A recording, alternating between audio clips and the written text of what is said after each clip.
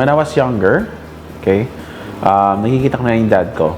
When sa clinic, sa dental mission, so yun, lagi akong kasama. Especially sa clinic na nag-assist, tsaka sa laboratory. No, at a very young age, na-instill na sa akin na magiging dentist ako. So, yun yung idea na kinalakihan ko that I'm going to become a dentist. Eventually, when I got into music, tumutugtog na, tapos I became active sa church. Parang gusto ko mag-theology at the same time to pursue music. So, I was caught between dentistry and music/theology. So yun nga, nung pag-college na ako, it was advised to me by a pastor na sabi niya, mag-dentistry ka muna kasi walang pera sa pagiging pastor.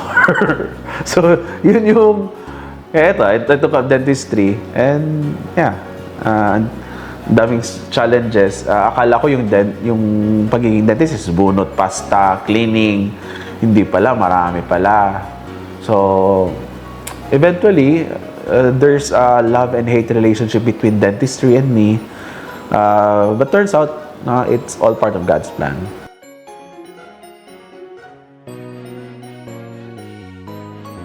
Siguro unang-una, yung mahirap pala. So, kailangan mag-aral.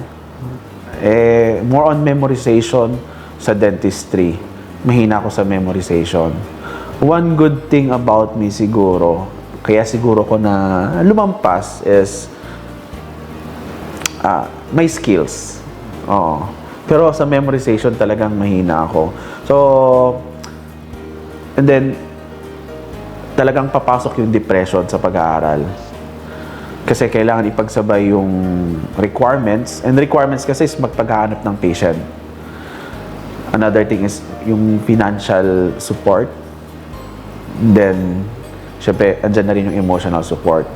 So, yung isa sa mga bumps na na-experience ko is yung nung naumpisa na ako nagka-delay because of the requirements. So, syempre, nung nagka-delay na, nagkaroon na ng parang depression. Pumasok yung depression kasi sa isipin ko, magiging dentista ba ako? To the point na one of my professors told me na hindi siya nag-expect magiging dentista ako. So, yun yung nakakot ko eh. Talagang pumasok yung depression kasi nagka-delay. And then, no, I question myself. I question kung ito ba talagang para sa akin. Baka, so yun, mga decision making. At hindi po ako nag-iisa. Marami po kami. So, marami po akong nadi-delay.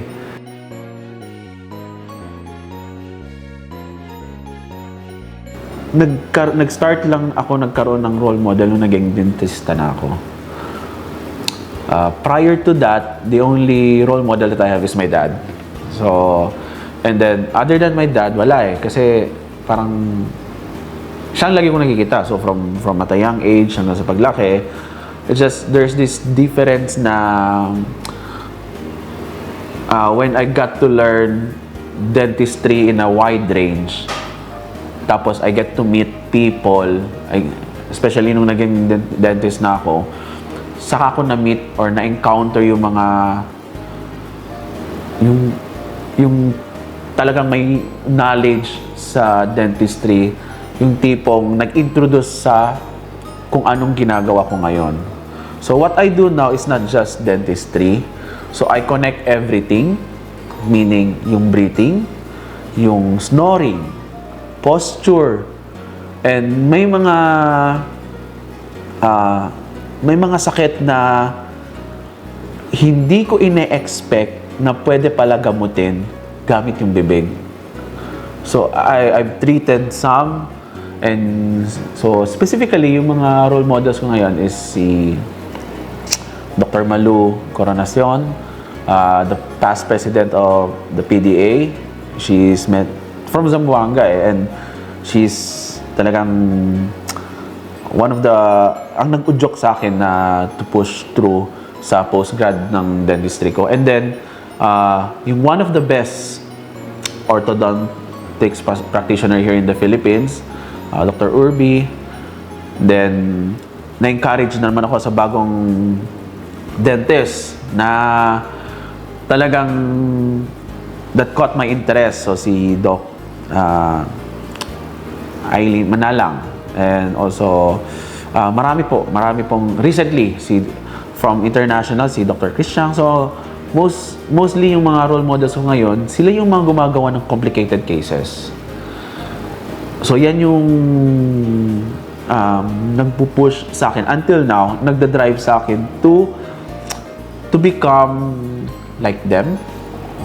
So, kasi ang dami nilang alam. So, kumbaga, parang nung na-meet ko sila, I was humbled. So akala ko, dentista na ako. Tapos, ganito, akala ko mataas. When I met them, ay, ang layo ko pa pala sa katotohanan. So, yan yung mga role models.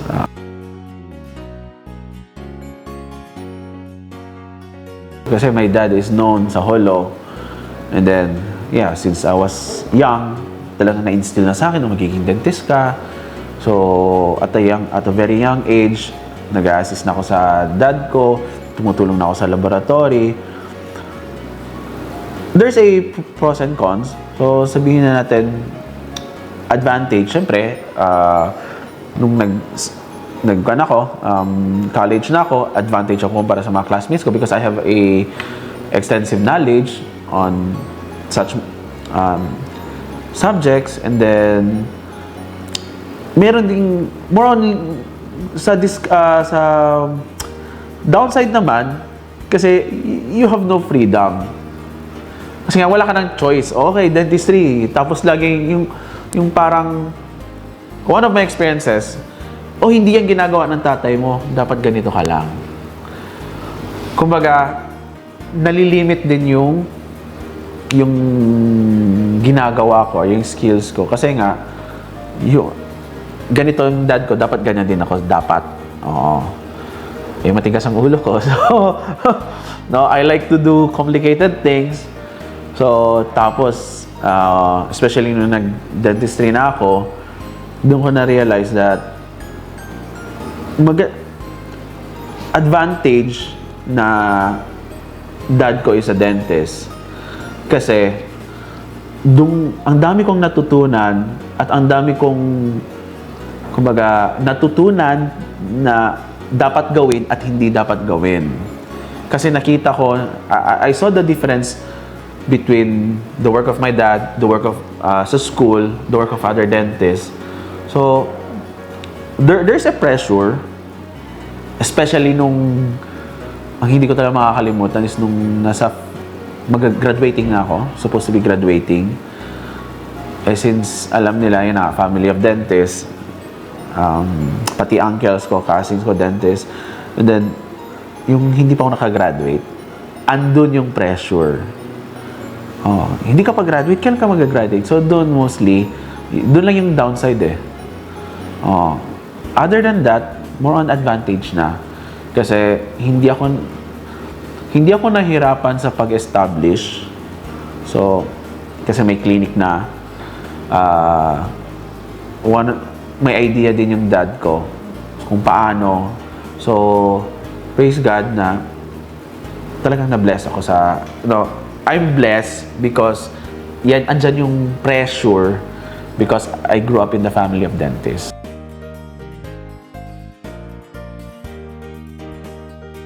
So, usually I start my day pag nauna ako kaysa sa assistant ko.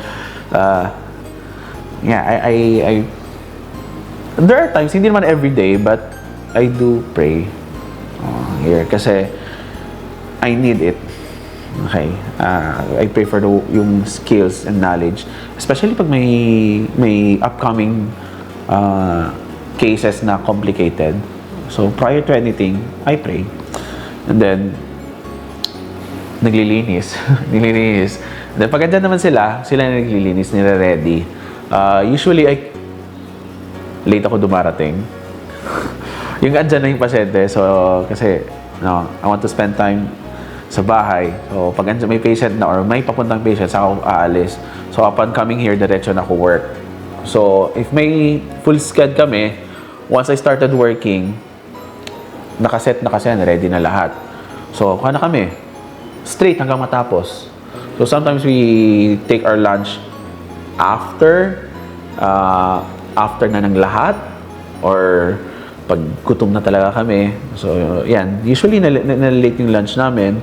And then basically we just prepare everything, sterilize na. We sterilize our instruments, we clean everything. It should be as much as possible spotless, kasi to prevent cross contamination. And then interview, I always take time sa interview kasi dun ko nalalaman may mga problem or yung mga, kasi I don't just typically pag anong concern, example sakit ng ngipin, yung ngipin lang, I assess everything.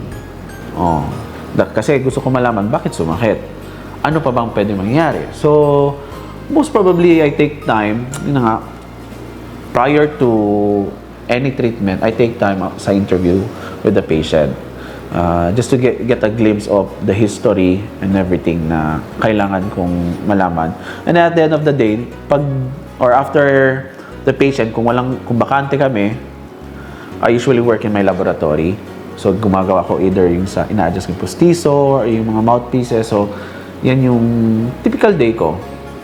So usually natatapos late in the afternoon na or gabi na.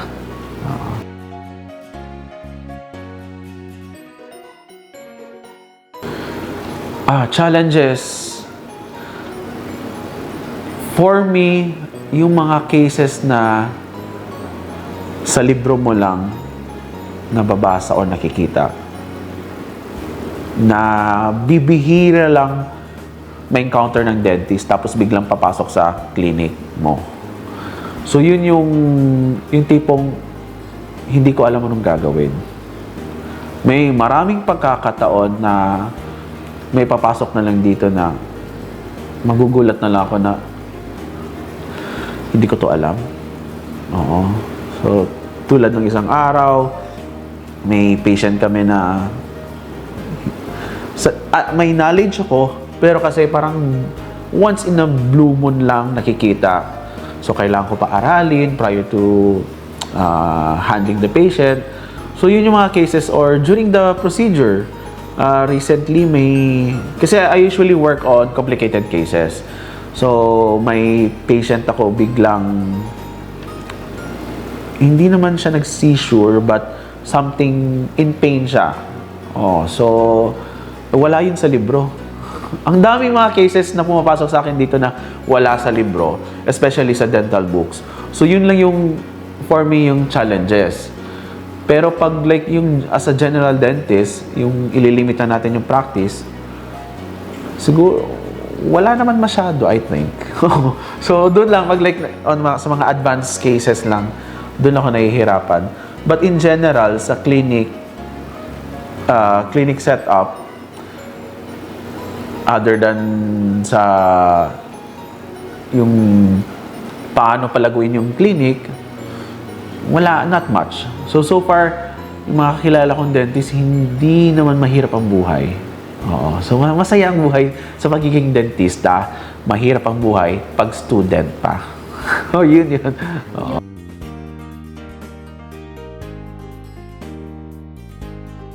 So unang-una, ito talaga yung pinakailangan. Kailangan financially able.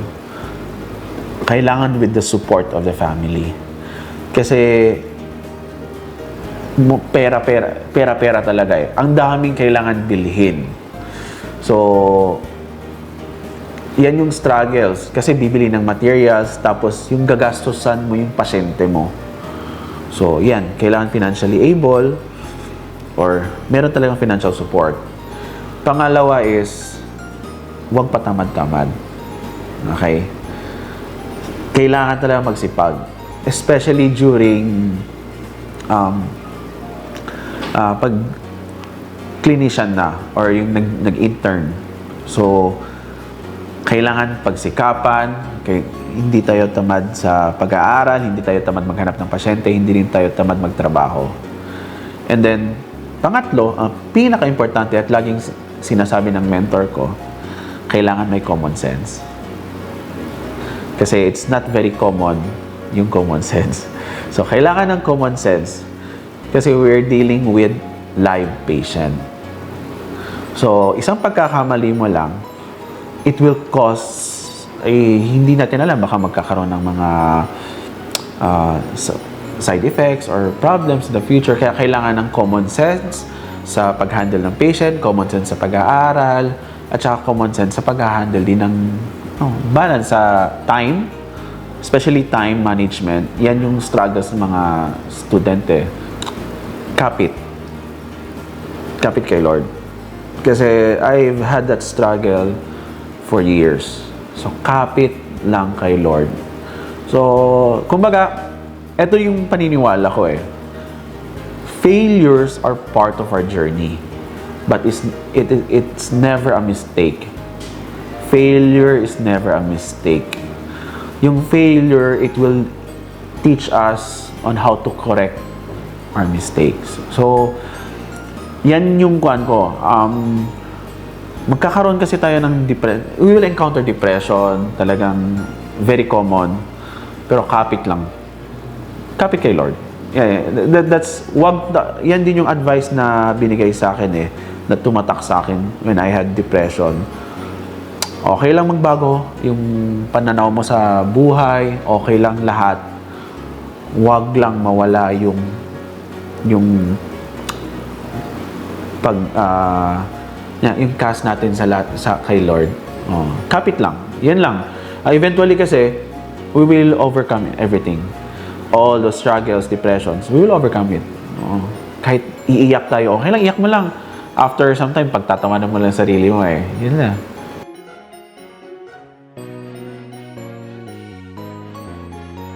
I'm more of I spend time more being a dad.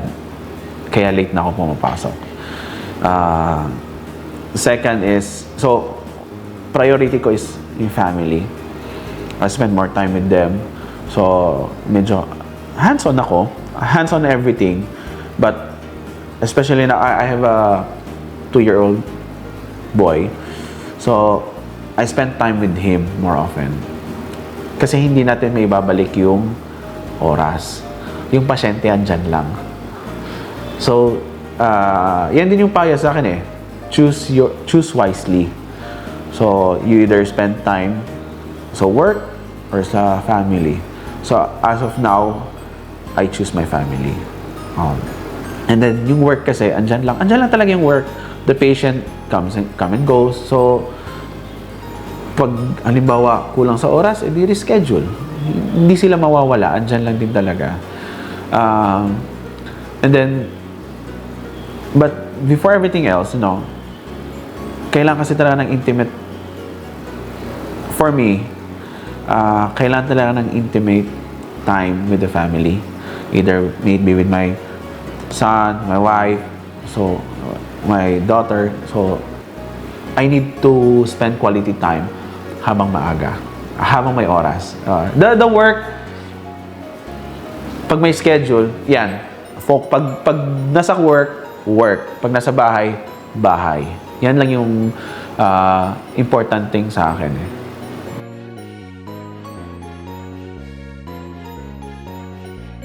I was tasked by my mentor to write a book. Yeah. Kasi currently, God has given me the knowledge and wisdom to work on I discovered something about dentistry and the human anatomy, biologic. So we call it biologic dentistry or whole body dentistry. So I was tasked to write a book about it. That's one of yung goals ko na sana matapos ko. And currently, ang dami kasing standby siya kasi ang daming information na hindi ko pa alam. So I'm pursuing postgraduate classes, so just to learn more and so that I can work on the book. Kasi what I do right now is incorporating chiropractic treatment with dental treatment and with the help of the TMJ. So it's a complicated complicated cases, but it's very common disease or problems that ng lahat ng tao. So kaya sometimes kaya I take my time on interviewing my patients. And then there are times that at a random days or random while walking, if I see someone na may problema, I do approach them. The feeling ko makakatulong. So randomly, I do approach people. So that's one of the things that I do. Yung goal ko ngayon is to work on the book. Kasi it's, kumbaga, yun yung magiging legacy ko. That will also help other dentists to do what I do. And then another thing is, I want to pursue yung dream ko na supposed to be magpa-pastor, ganyan. So andyan pa rin yung goal. Andyan na kumbaga nakalista na. So, I want to pursue theology. So, somehow, maybe one day I'll be able to lead, have my own sheep. And, so, I'm going to become a shepherd eventually. That's one of the dreams na gusto kong mangyari. Another dream is, kumbaga, I want to be recognized as yung sa field ko na to. Kasi as far as I know, okay, ako pa lang daw. So I do that yung chiro and TMJ treatment in one go, in one procedure. So hopefully I will be recognized. Kasi yan yung struggle ko ngayon. Hindi ako makapag though it is my advocacy, pero kasi hindi ko siya openly share because of the legalities. At the same time, marami tayong mga kailangan daw ng certificates, training, approval. So yan yung struggles ko. So ang dami kong kailangan tahakin bago ko makamit yan. So it will take me years to, but by God's, if it is the will of God, then I will pray for it, work on it. Yeah.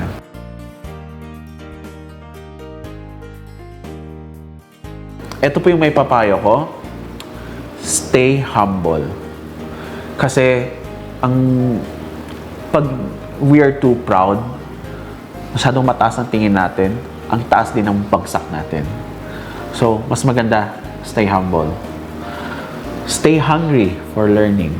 You need to be hungry for knowledge, wisdom. So, and also, we need to stay connected with God.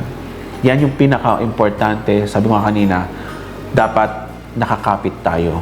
Kahit anong mangyari, nakakapit tayo. Magbago man yung paningin natin sa lahat, huwag lang sa paningin natin kay God.